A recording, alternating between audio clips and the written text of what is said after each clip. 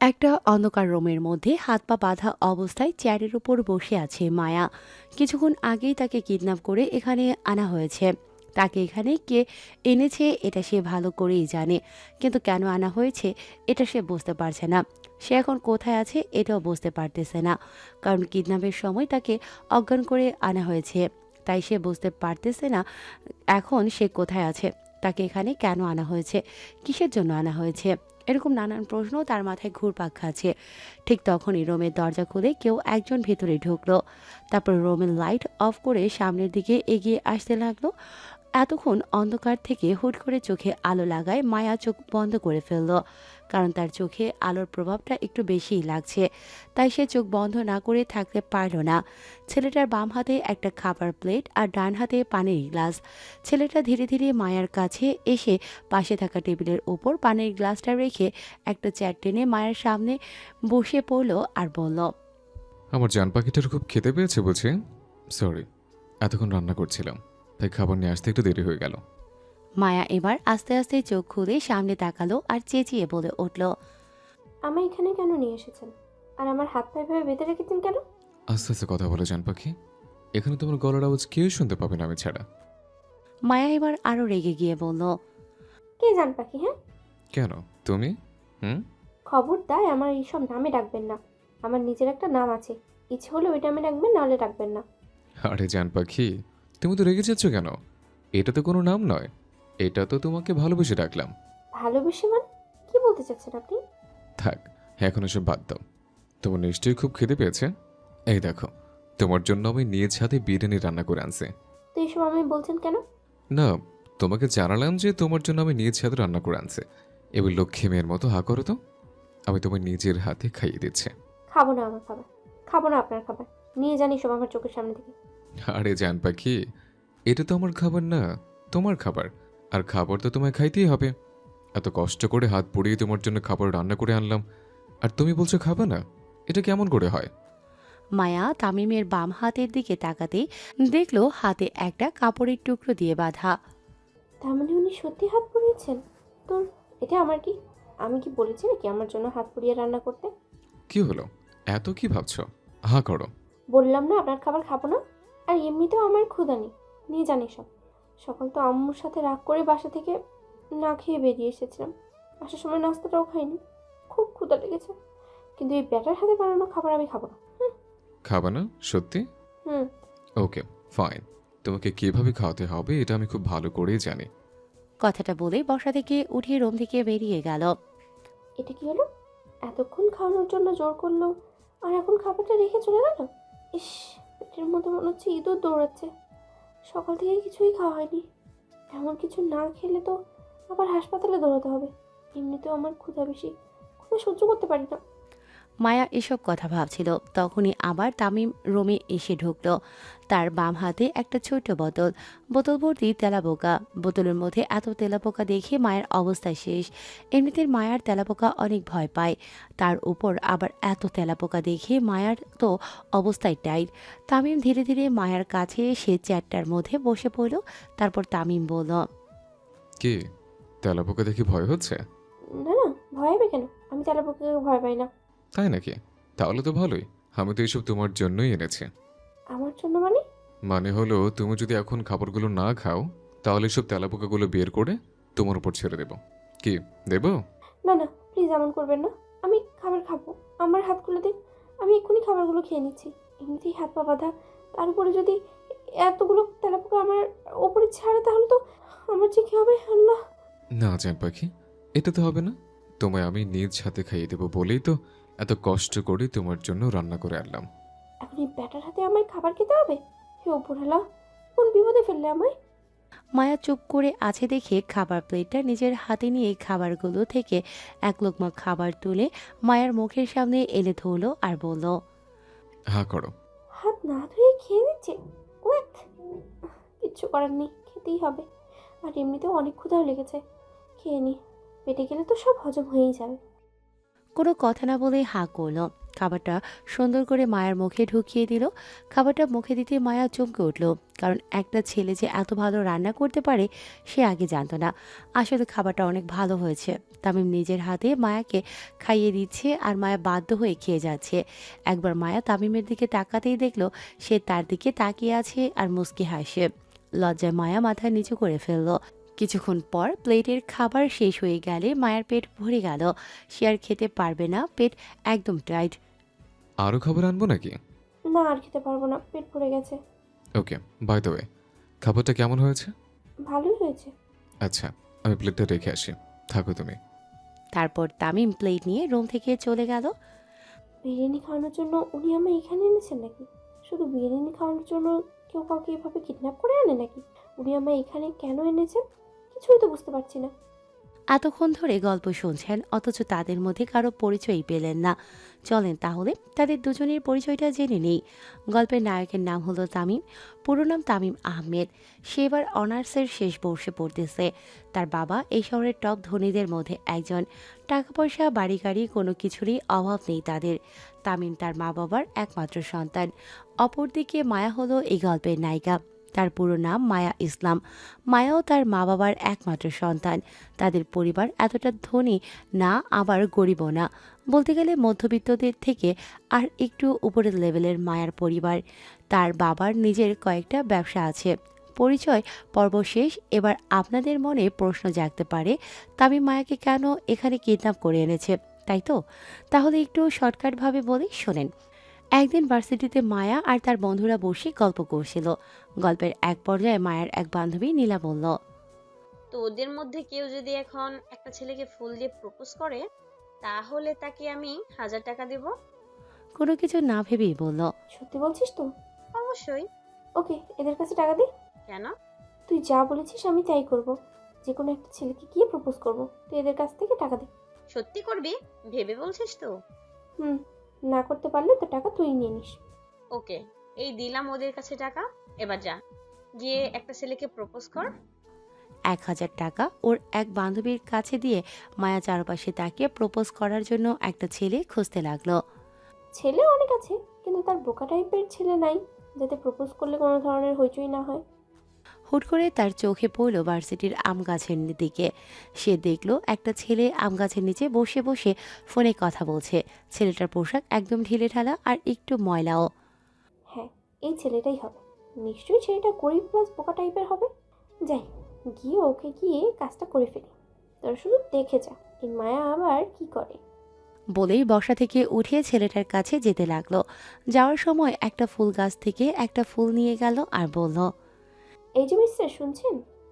ছেলেটার কাছে গিয়ে ছেলেটা মায়ার কথা শুনে পেছনে ফিরলেই মায়ার সাথে সাথেই হাঁটু গেড়ে বসে ফুলটা ছেলেটার সামনে ধরে তাকে লাভ ইউ বলে প্রপোজ করে ফেলল। ছেলেটা শুধু চোখ বড় বড় করে ওর দিকে তাকিয়ে আছে। ছেলেটার সারা মুখে রং লাগানো, তার উপর আবার চোখে সানগ্লাস। মায়া তার কাজ শেষ করে উঠে দাঁড়াতেই কোথা থেকে জানি একটা ছেলে দৌড়ে এসে ওই ছেলের কাছে দাঁড়ালো যাকে মায়া প্রপোজ করেছে।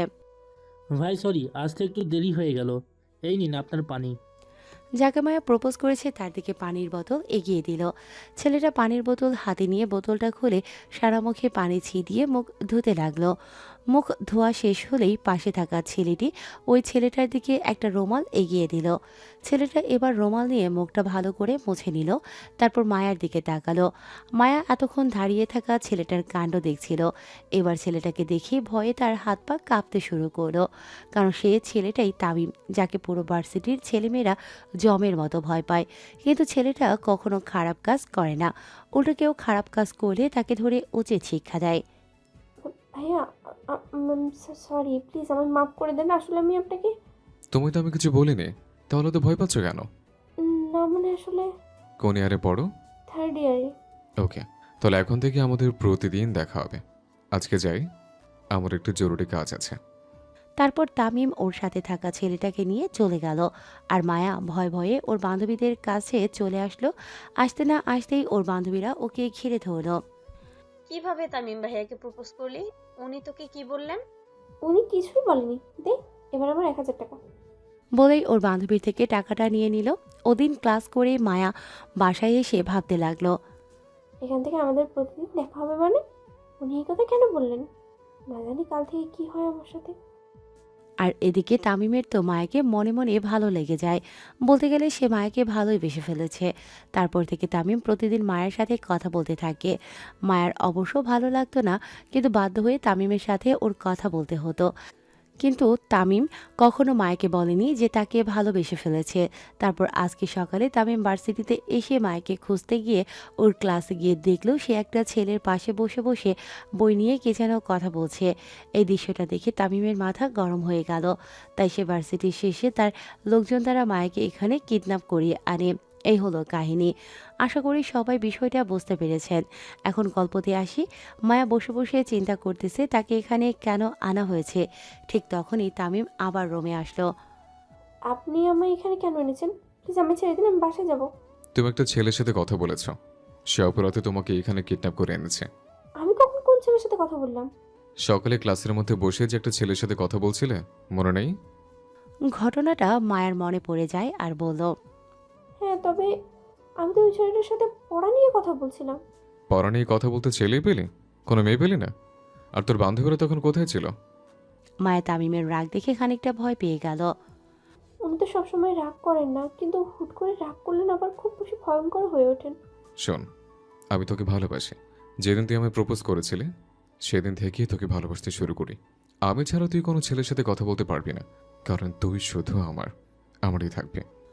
কথাগুলো মায়ের মুখ চেপে ধরে বলল তামিম। তারপর মায়ের মুখ ছেড়ে দিয়ে হনহন করে রুম থেকে বেরিয়ে গেল সে। এদিকে মায়া তো অবাক। তামিমের কথা শুনে তো সে নিজেই বুঝে উঠতে পারেনি। তবে এটা ঠিকই বুঝেছে ওই দিন তামিমকে প্রপোজ করে সে অনেক বড় ভুল করে ফেলেছে। বারান্দার মধ্যে দাঁড়িয়ে আছে তামিম আর মনে মনে ভাবছে রাগের মাথায় তো মায়াকে নিজের ভালোবাসার কথাটা বলে দিল। এবার কি হবে? সে তো চেয়েছিল মায়ের সাথে আরও কিছুদিন ফ্রেন্ডলিভাবে কাটিয়ে তাকে ভালো করে বুঝতে। কিন্তু মায়া আজ যা করলো তাতে তার আর সেসব করা হলো না। আর তখন রাগের মাথায় মায়াকে নিজের মনের কথাগুলো বলে দিল। আচ্ছা, মায়া এখন কি ভাবছে? ধুর, কি ভাববে? ও তো নিজে থেকে আমাকে প্রপোজ করেছে, তাহলে নিশ্চয়ই সে আমায় ভালোবাসে। আমিও তাকে ভালোবাসি, আর ভালোবাসার কথা বলেও দিয়েছে। এসব নিয়ে আমি এত চিন্তা করছি কেন? মায়া আবার ওখানে একা একা বসে আছে। যাই, গিয়ে দেখে আসি ওর কোনো কিছু লাগবে নাকি। এদিকে মায়া তামিমের কথাগুলো মাথা থেকে ছেড়ে নিজের চিন্তায় মগ্ন। বিকেল গড়িয়ে সন্ধ্যা হয়ে আসছে। ভার্সিটিতে সে কখন ছুটি হয়ে গেছে।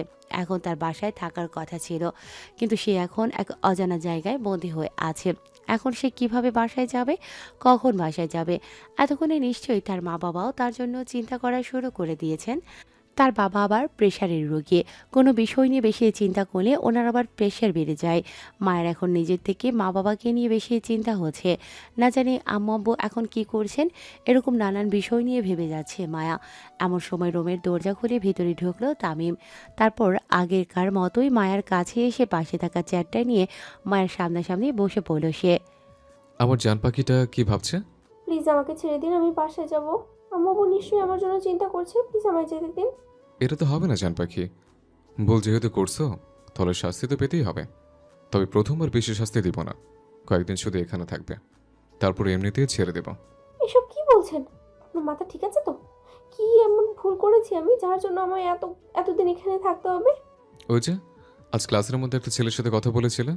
আমি তো বললামই যে আমি ওই ছেলেটার সাথে ইচ্ছে করে কথা বলিনি, জাস্ট একটা পড়ার বিষয় নিয়েই কথা বলেছি। তাছাড়া আমি ওই ছেলের কাছে যাইনি, ওই ছেলেই আমার কাছে এসেছে পড়া নিয়ে একটা কথা বলতে। তার জন্য বুঝি একজন আরেকজনের গা ঘেঁচে বসতে হয়? না আসলে চুপ, আর একটা কথাও নয়। আমি যা বলছি তাই হবে। আর থাকা নিয়ে তোমার এত চিন্তা করতে হবে না। তোমার জন্য আলাদা করে রুম গুছিয়ে রাখা হয়েছে, যেখানে শুধু তুমি থাকবে আর কেউ না। আর বাসায় কাউকে নিয়ে অযথা চিন্তা করতে হবে না। বাসায় ফোন করে জানিয়ে দাও যে তুমি আজ তোমার এক বান্ধবীর বাসায় থাকবে। আম্মু আব্বু আমাকে ফেলে কখনো একা খাবার খায়নি, আর কখনো কোনো ফ্রেন্ডের বাসায় থাকতেও দেয়নি। আর আমি কখনো আব্বু আমাকে মিথ্যে কথাও বলিনি। আজকে বলতে পারবো না, প্লিজ আমাকে বাসায় যেতে দিন। মাঝে মধ্যে নিজের ভালোর জন্য মিথ্যে কথা বলতে হয় জান পাখি। বাসার কারো নাম্বার বলো, ফোন লাগিয়ে দিচ্ছে। নিজের ভালোর জন্য মিথ্যে কথা বলতে হবে মানে?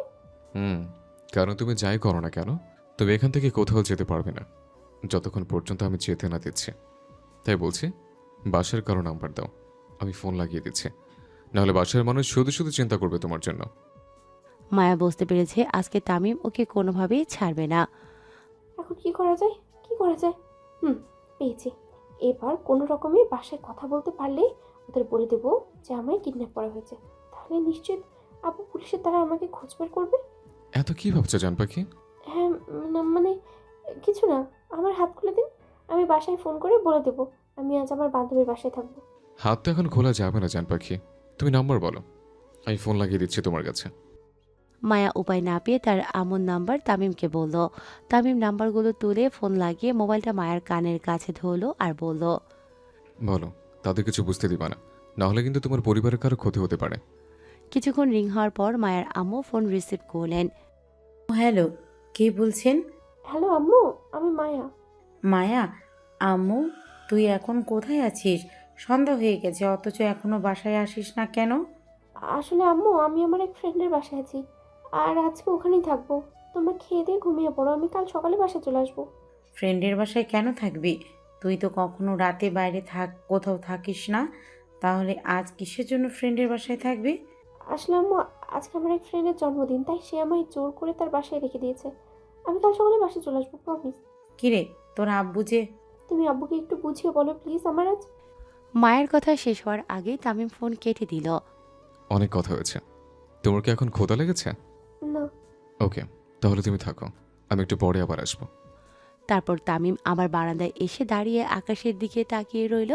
এমন সময় হুট করে তার ফোনে একটা কল আসলো। পকেট থেকে ফোনটা বের করে দেখলো তার আব্বু কল করেছেন। কোনো কিছু না ভেবেই সেই কলটা রিসিভ করলো। হ্যাঁ আব্বু, বলো। কোথায় তুমি? আমি তখন আমাদের বাগান বাড়িতে আছি। কেন? এই সময় তুমি এখানে কি করছো? বাগান বাড়িতে তো তুমি কোনো কাজ ছাড়া যাও না। হ্যাঁ, একটা জরুরি কাজে এখানে এসেছিলাম, আজকে এখানে থাকবো, কাল ভার্সিটি শেষে বাসায় আসবো। ওকে, তোমার যা ইচ্ছা করো। এখন ফোন রাখলাম তাহলে। তামিমের বাবা রফিক আহমেদ ফোন কেটে দিলেন আর তামিম ফোনটা পকেটে ঢুকিয়ে আবার আকাশের দিকে একমনে তাকিয়ে রইল। এদিকে মায়া বসে বসে ভাবছে তামিমকে প্রপোজ করে তো সে এখন ফেসে গেছে। সে তো তামিমকে ভালোবাসে না।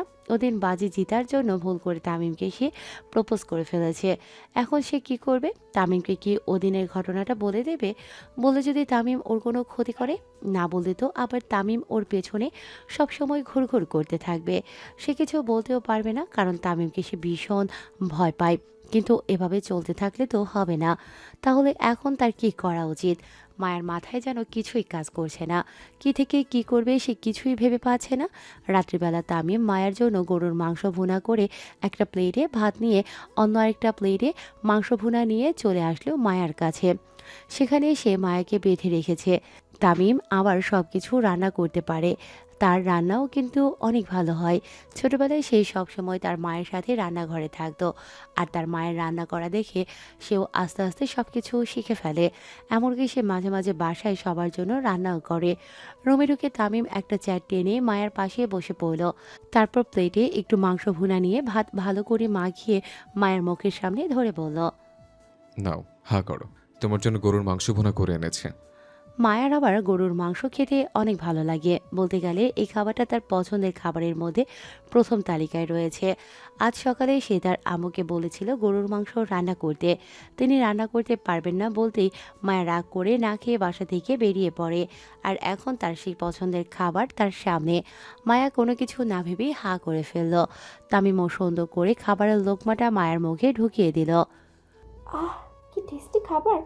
এই ব্যাটা দেখছি ভালোই রান্না করতে পারে, কিন্তু রান্না যে ভালো হয়েছে এটা ওনাকে বুঝতে দেওয়া যাবে না, নাহলে বলা তো যায় না বেশি খাওয়াই দিতে পারে। মায়া খাচ্ছে আর মাঝে মধ্যে তামিমের দিকে আর চোখে তাকাচ্ছে, যেটা তামিম বুঝতে পারতেছে না। মায়ের খাওয়া শেষ হলে তামিম প্লেটটা নিয়ে রান্নাঘরে চলে এলো। তারপর ওই প্লেটের মধ্যেই খাবার নিয়ে সেও খাবার খেয়ে নিল। খাওয়া শেষ করে তামিম হাত ধুয়ে একটা গার্ডকে ডেকে সব কিছু গুছিয়ে নিতে বলল। মায়ের কাছে চলে আসলো। মায়ের কাছে এসে কোনো কথা না বলে মায়ের হাত পা খুলে দিল।